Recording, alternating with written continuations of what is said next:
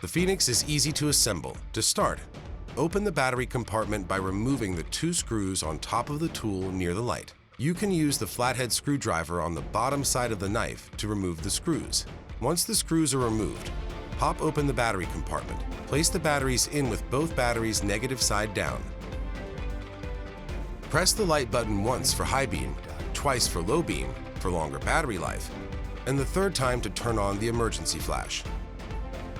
Pry open the tinder compartment located next to the battery screws. Place the tinder and close the lid. Finally, while pressing the knife release button in, slide the knife into the tool to secure. To release knife, press button in and pull knife out.